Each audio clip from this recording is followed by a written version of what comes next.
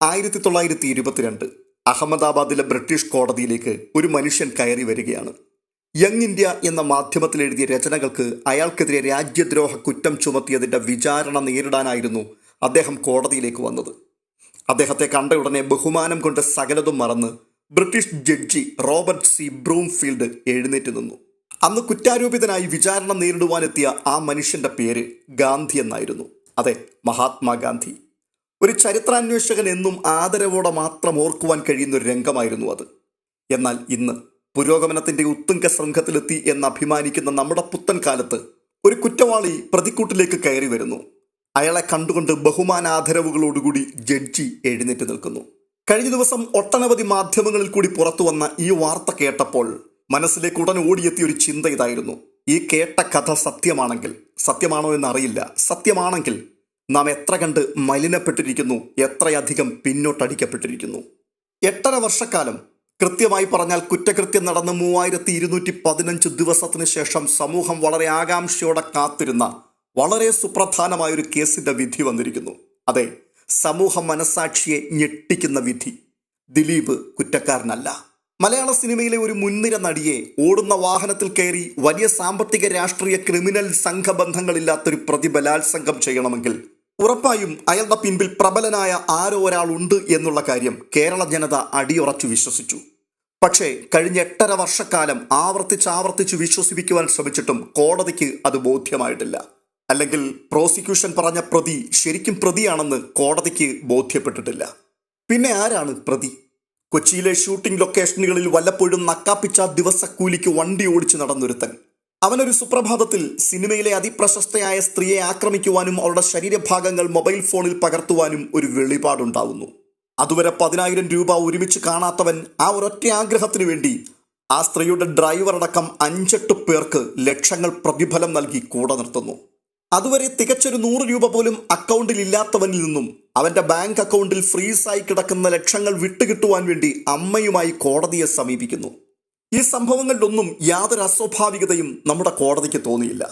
ഇത് കേൾക്കുന്ന ഓരോ ഭാരതീയനും, പ്രത്യേകിച്ച് ഓരോ മലയാളിയും, നാളെ ഇത്തരമൊരു ദുരവസ്ഥയിലേക്ക് എൻ്റെ മകനോ മകളോ അകപ്പെട്ടു പോയാൽ എന്തായിരിക്കും സംഭവിക്കുവാൻ സാധ്യതയുള്ളത് എന്ന് മുന്നമേ കൂട്ടിക്കാണുവാൻ പ്രേരിപ്പിക്കുന്ന, ഭയപ്പെടുത്തുന്ന ഒരു വിധിയുടെ പശ്ചാത്തല ഭാഗമാണ് ഞാൻ ഈ പറയുന്നത്. പണവും അധികാരവും സ്വാധീനവുമുള്ളവർക്കെതിരെ രാജ്യത്തെ ഒരു നിയമത്തിനും ഒരു ചുക്കും ചെയ്യുവാനാകില്ല എന്ന് നീതിപീഠങ്ങൾ ഒരിക്കൽ കൂടി തെളിയിച്ചു എന്ന് സമൂഹ മനസാക്ഷി ഒരുമിച്ച് വിലപിക്കുന്ന ഒരു ദിവസമാണ് കടന്നുപോയത്. എല്ലാ കോടതിയും 2 ഭാഗത്തിൻ്റെയും വിശ്വാസത്തിൻ്റെ പുറത്താണ് പ്രവർത്തിക്കുന്നത്. തങ്ങളെ കേൾക്കുകയും നീതിയുക്തമായ നിയമപരമായ തീരുമാനമെടുക്കുകയും ചെയ്യും എന്ന വിശ്വാസത്താൽ തന്നെയാണ് ഓരോ കക്ഷികളും അവരെ പ്രതിനിധീകരിക്കുന്ന അഭിഭാഷകരും കോടതിയിലേക്ക് എത്തുന്നത്. പോലീസും പട്ടാളവുമല്ല കോടതിയുടെ ബലം, നീതിബോധമുള്ള ജനങ്ങളുടെ വിശ്വാസമാണ്. ആ വിശ്വാസം തകർന്നു പോയാൽ തോൽക്കുന്നത് കേവലം ചില കക്ഷികളല്ല, പകരം തോൽക്കുന്നത് നീതിന്യായ വ്യവസ്ഥ തന്നെയാണ്. ഒട്ടനവധി അത്യപൂർവ സംഭവങ്ങൾക്ക് സാക്ഷ്യം വഹിച്ച ഒരു കേസായിരുന്നു ഇത്. രാമൻപിള്ള അസോസിയേറ്റ്സ് 20 അംഗ സംഘം വിചാരണ കോടതിയിൽ പൾസർ സുനിയുടെ പീഡനത്തെക്കാൾ അതിജീവിതയെ വിചാരണയുടെ പേരിൽ അപമാനിച്ചപ്പോൾ, വലിച്ചു കീറിയപ്പോൾ അത് ആസ്വദിച്ച ജഡ്ജിക്കെതിരെ പ്രതിഷേധിച്ചുകൊണ്ട് 2 പ്രോസിക്യൂഷൻ വക്കീൽമാർ രാജിവെച്ച അത്യപൂർവമായ ഒരു കേസ്.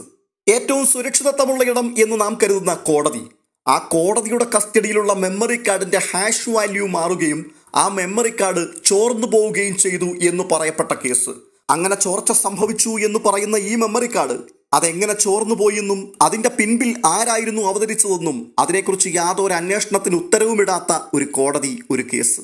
ഒടുവിൽ വിചാരണക്കിടയിൽ തന്നെ തനിക്ക് നീതി ലഭിക്കുന്നില്ല എന്ന് ക്രൂരമായ കുറ്റകൃത്യത്തിനിരയായ സ്ത്രീ ലോകത്തോട് വിളിച്ചു പറഞ്ഞതായും നാം കേട്ടു. വക്കാലത്ത് ഏറ്റെടുത്തതിനു ശേഷം വാദിക്കാൻ പറ്റില്ല എന്ന് പറഞ്ഞ് വക്കീൽ ഇടയ്ക്ക് വെച്ച് കേസ് ഇട്ടിട്ട് പോകുമ്പോൾ എന്താണ് സാധാരണക്കാരൻ വിചാരിക്കേണ്ടത്? അതെ, വക്കീൽ കൂറുമാറി. എന്നാൽ രാജിവെച്ചു പോയ പബ്ലിക് പ്രോസിക്യൂട്ടർമാർക്കെതിരായി സമൂഹമുയർത്തിയ ചോദ്യങ്ങളോട് അവർ പ്രതികരിച്ചത് കോടതിക്കെതിരെ വിരൽ ചൂണ്ടിക്കൊണ്ടായിരുന്നു. ഒരു വിധത്തിൽ പറഞ്ഞാൽ കോടതി കൂറുമാറി എന്ന് പബ്ലിക് പ്രോസിക്യൂട്ടർമാർ പറയാതെ പറഞ്ഞു വെക്കുകയായിരുന്നു. ആ വാക്കുകൾ കേട്ട കേരള ജനതയിൽ അല്പമെങ്കിലും വെളിവും ബോധവുമുള്ളവർ അന്നേ മനസ്സിൽ ഉറപ്പിച്ചിരുന്നു അനധിവിദൂര ഭാവിയിൽ വെളിപ്പെടുവാൻ പോകുന്ന വിധി എന്തായിരിക്കും എന്ന്. പ്രതിയെന്നാരോപിക്കപ്പെടുന്ന ഒരു വ്യക്തി കോടതി മുറിയിലേക്ക് കടന്നു വരുമ്പോൾ വിധി പറയേണ്ട ജഡ്ജി എഴുന്നേറ്റ് നിന്നു എന്ന് പറയുമ്പോൾ എത്ര ഭയാനകമായൊരവസ്ഥയാണത്. പ്രതിക്കൂട്ടിൽ നിൽക്കുന്ന കുറ്റാരോപിതനിൽ സെലിബ്രിറ്റിയെയും സ്വാധീന ശക്തിയെയും ബഹുമാന പുരസ്സരം ദർശിക്കുന്ന ജുഡീഷ്യറിയെ എന്തു വാക്കുകൊണ്ടാണ് നാം വിശേഷിപ്പിക്കേണ്ടത്? എന്തായാലും എല്ലാത്തിനും ഒടുവിൽ പരാതിക്കാരിയായ പെൺകുട്ടി ലൈംഗിക പീഡനത്തിന് ഇരയായി എന്നുള്ളത് കോടതി വിശ്വസിച്ചു. അതും അവരുടെ മൊഴിയുടെ അടിസ്ഥാനത്തിലാവില്ല, പകരം മെമ്മറി കാർഡിലെ ദൃശ്യങ്ങൾ കണ്ടു മനസ്സിലാക്കിയത് കൊണ്ട് മാത്രമാവാം. അങ്ങനെയാണെങ്കിൽ ആ പീഡന ദൃശ്യങ്ങൾ മൊബൈൽ ഫോണിൽ ചിത്രീകരിക്കുവാൻ ആ സമയത്ത് അയാൾക്ക് മനസ്സ് തോന്നിയതിൽ അയാളോടാണ് ആദ്യം നന്ദി പറയേണ്ടത് ഓരോ മലയാളിയും.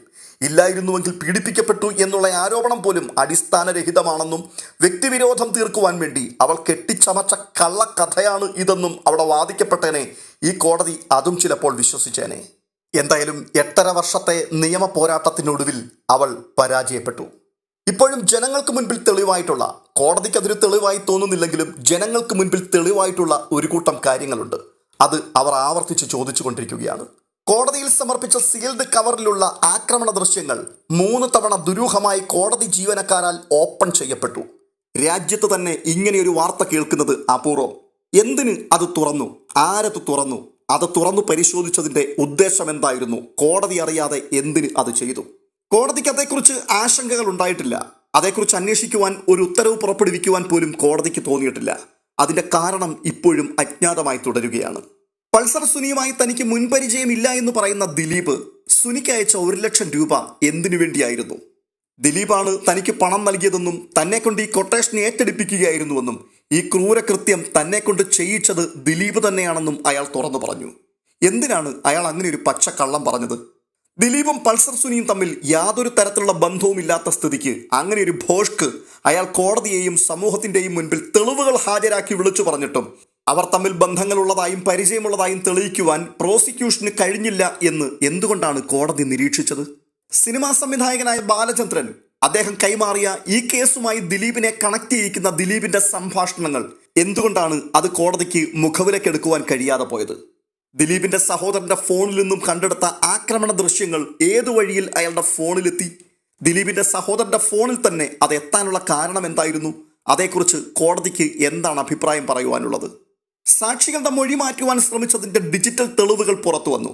ദിലീപിന്റെ 3 ഫോണുകളും ഭാഗികമായി റിക്കവർ ചെയ്തപ്പോൾ ലഭിച്ച സംഭാഷണങ്ങൾ ഈ കേസിലെ സുപ്രധാനമായ വെളിപ്പെടുത്തലുകളാണ്. എന്തുകൊണ്ടാണ് കോടതിക്ക് മാത്രം അത് അവിശ്വസനീയമായി തോന്നിയത്? ഏൽപ്പിച്ച കൃത്യം കൃത്യമായി ചെയ്തു തീർത്തു. അതിന്റെ പ്രതിഫലം ആവശ്യപ്പെട്ടുകൊണ്ട് പൾസർ സുനി ദിലീപിന് കത്തയച്ചു. ആ കത്ത് പരിഗണിക്കാതിരിക്കുവാൻ, ആ കത്ത് തള്ളിക്കളയുവാൻ കോടതിയെ പ്രേരിപ്പിച്ച ഘടകം എന്തായിരുന്നു? പരസ്പരം അറിയില്ല എന്ന് പറഞ്ഞിട്ടും ദിലീപും സുനിയും പലതവണ ഒരേ പ്രദേശത്തുണ്ടായിരുന്നു എന്ന് തെളിയിക്കുന്ന ടവർ ലൊക്കേഷൻ റിപ്പോർട്ട് എന്തുകൊണ്ടാണ് കോടതിക്ക് ഒരു തെളിവായി അംഗീകരിക്കുവാൻ കഴിയാതിരുന്നത്? മറ്റു പല കേസുകളിലും പ്രതിയാക്കപ്പെടുന്നവരുടെ ടവർ ലൊക്കേഷനുകൾ ഒരു നിർണായക തെളിവായി കോടതി സ്വീകരിക്കാറുള്ളതാണ്. പക്ഷേ ഇവിടെ മാത്രം എന്തുകൊണ്ടാണ് അത് മുഖവിലക്കെടുക്കാതെ പോയത്? ഗൂഢാലോചന നടന്നു എന്ന് പറയുന്ന ഹോട്ടലിലെ CCTV ദൃശ്യങ്ങൾ ഈ കേസുമായി ദിലീപ് എന്ന പ്രതിയെ ലിങ്ക് ചെയ്യിക്കുന്ന സുപ്രധാനമായ തെളിവാണ്. എന്നിട്ടും കോടതിക്ക് എന്തുകൊണ്ടാണ് അതൊരു തെളിവായി കാണുവാൻ കഴിയാതിരുന്നത്? എന്തുകൊണ്ടാണ് നിരനിരയായി സാക്ഷികൾ ഓരോരുത്തർ കൂറുമാറിക്കൊണ്ടിരുന്നത്? ചോദ്യങ്ങൾ ഒട്ടനവധിയാണ്, പക്ഷേ അതിനൊന്നും മറുപടി ഉണ്ടാവില്ല. എന്നാൽ ഇതിന്റെ എല്ലാം മറുപടികൾ ആരുടെയും വിശദീകരണം കൂടാതെ സ്വമേധയാ മനസ്സിലാക്കുവാൻ കഴിയുന്ന കേരള ജനത ശരിക്കും ഇവിടെ അമ്പരന്ന് നിൽക്കുകയാണ്. ദിലീപിന്റെ ഫോണിലെ വാട്സാപ്പ് ചാറ്റുകൾ, ഡിജിറ്റൽ രേഖകൾ, അങ്ങനെ എല്ലാം ഒരു ദിവസം പെട്ടെന്ന് ആവിയായി മുകളിലേക്ക് പറന്നുപോയി. എന്തുകൊണ്ടാണ് ഇത് റിക്കവർ ചെയ്യാൻ പോലും കഴിയാത്ത രീതിയിൽ ഡിലീറ്റ് ചെയ്ത് കളഞ്ഞത് എന്ന് ചോദിച്ചപ്പോൾ താരരാജാവിന്റെ മറുപടി അത് വെറുമൊരു രസത്തിനായിരുന്നു എന്നാണത്രേ. കോടതിക്ക് ആ മറുപടിയിൽ അസ്വാഭാവികത ഒന്നും തോന്നിയില്ല എന്ന് മാത്രവുമല്ല, അങ്ങനെയൊക്കെ ചെയ്യുന്ന ഒരാളിനെ അയാൾ അർഹിക്കുന്ന ബഹുമാനം കൊടുത്ത് ആദരവുകളോടുകൂടി ആനയിച്ചകത്തേക്ക് കയറ്റണം എന്നുപോലും തോന്നി. അതുകൊണ്ട് തന്നെയാവാം പണം, അധികാരം, സ്വാധീനം അതിനു മുൻപിൽ പൂവിതൾ പോലെ കൊഴിഞ്ഞു വീഴുന്ന നീതി സംവിധാനമാണ് നമ്മുടേതെന്ന് കഴിഞ്ഞ 2 ദിവസമായി ആവർത്തിച്ച് കേരള ജനത ആർത്തലച്ചുകൊണ്ടിരിക്കുന്നത്. ഇവിടെ ഏറ്റവും ശ്രദ്ധേയമായൊരു വിഷയമുണ്ട്. സുപ്രധാനമായൊരു വിധി പ്രസ്താവം കേട്ടതിനു ശേഷം പുറത്തേക്ക് ഇറങ്ങി വന്ന അടിയേറ്റ വിഷപ്പാമ്പിന് തൻ്റെ ജീവൻ തിരിച്ചു കിട്ടിയതിലുള്ള ആശ്വാസവും സന്തോഷവുമായിരുന്നില്ല. ഇനിയും വിഷം ചീറ്റാൻ ബാക്കിയുണ്ടെന്നും താൻ വെറുതെ ഇരിക്കില്ലെന്നും ചിലതൊക്കെ അറിയിച്ചു കൊടുക്കുവാനുള്ള അവസരമാണ് തൻ്റെ മുൻപിൽ ഉള്ളത് എന്നും ആദ്യ പ്രതികരണത്തിൽ തന്നെ അയാൾ വ്യക്തമാക്കി. അത് അയാളുടെ ശരീരഭാഷയിലും സംസാരത്തിലും പ്രകടമായിരുന്നു. ചുറ്റിലും തടിച്ചുകൂടിയ വെട്ടുക്കിളിക്കൂട്ടങ്ങൾക്ക് മധുര വിതരണം നടത്തുക മാത്രമല്ല അവിടെ ചെയ്തത്, അടുത്ത ശത്രുവിനെ ചൂണ്ടിക്കാട്ടിക്കൊടുക്കുക കൂടിയായിരുന്നു. പഴയത് ഒളിവിൽ ചെയ്ത ഗൂഢാലോചനയെങ്കിൽ ഇത് പബ്ലിക്കായി തന്നെ കൊട്ടേഷൻ കൊടുക്കുന്നത് പോലെയായിരുന്നു. ഇവിടെ ഇപ്പോൾ 2 സ്ത്രീകളാണ് ഇരകളായിരിക്കുന്നത്. 2ഉം അതിജീവിതകളാണ്. പക്ഷെ കാലം ഇത്ര കഴിഞ്ഞിട്ടും ആ വ്യക്തികൾക്ക് വിശ്രമിക്കുവാൻ കഴിയുന്നില്ല. അവരെ വിശ്രമിക്കുവാൻ അനുവദിക്കുന്നില്ല. നിങ്ങൾക്കെതിരെ ഫൈറ്റ് ചെയ്യുവാൻ ഞാൻ ഇനിയും ഉണ്ടാവും എന്ന് പറയാതെ പറഞ്ഞു വെക്കുന്ന ഈ വ്യക്തിയോട് അവർക്ക് ഇനിയും എങ്ങനെയാണ് യുദ്ധം ചെയ്യുവാൻ കഴിയുക? ഇനിയിപ്പോൾ എല്ലാ സംഘടനകളിലേക്കും പൂർവാധികം ശക്തിയോടെ അയാൾ തിരികെ എത്തും. റിയാലിറ്റി ഷോകൾ അയാളെ അതിഥിയാക്കുവാൻ മത്സരിക്കും. സിനിമാ നേരങ്ങളിൽ അയാളുടെ വളിപ്പുകൾ കേൾക്കുവാൻ കഴിയാതെ മലയാളി പ്രേക്ഷകർ TV ഓഫാക്കി ഓടേണ്ട സാഹചര്യങ്ങളുണ്ടാവും. വീണ്ടും തിയേറ്ററുകളിൽ മറ്റു നടന്മാരുടെയും അതിജീവിതമാരുടെയും അവർക്കൊപ്പം നിന്നിരുന്ന സകല നടിമാരുടെയും ചിത്രങ്ങൾക്ക് കൂക്കുവിളികൾ കേട്ടു തുടങ്ങും. മൊത്തത്തിൽ മാലിന്യം കൊണ്ട് നിറയും. ഈ ഗതികേടിനെ തിരിച്ചറിയുന്നത് കൊണ്ട് തന്നെയാണ് സമൂഹ മാധ്യമങ്ങൾ കൂടി കഴിഞ്ഞ 2 ദിവസമായി ഈ മാലിന്യത്തെ പ്രതിരോധിച്ചേ മതിയാവൂ, 100% അവഗണിച്ചേ മതിയാവൂ, ഇത്തരം ക്രിമിനലുകളെ ഒറ്റപ്പെടുത്തിയേ മതിയാവൂ എന്നുള്ള ശബ്ദം ആർത്തലച്ചുകൊണ്ടിരിക്കുന്നത്.